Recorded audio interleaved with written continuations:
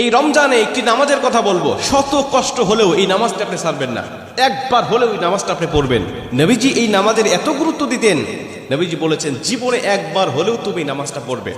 এই হাদিসটি ইবনে মাজাহ শরীফে।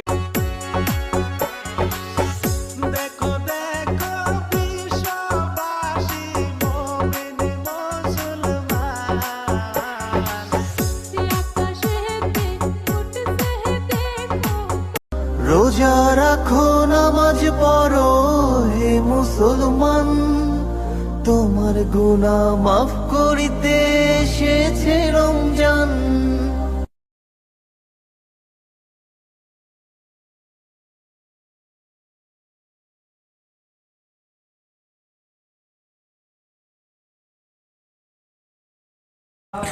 মরণে থাকিব একা, ওই কবরে থাকিব একা, হাসরে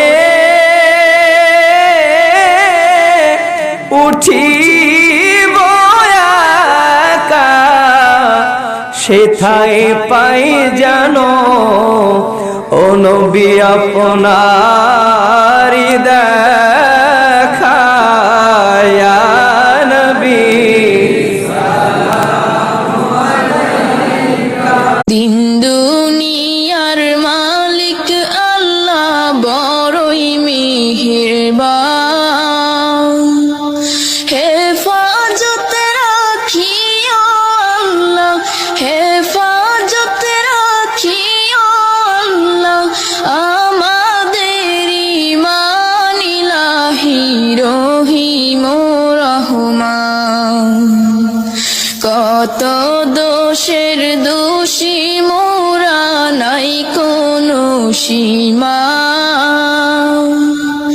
কত দোষের দোষী মোরা, নাই কোনো। দিন দুনিয়ার মালিক আল্লাহ বড়ই মেহেরবান,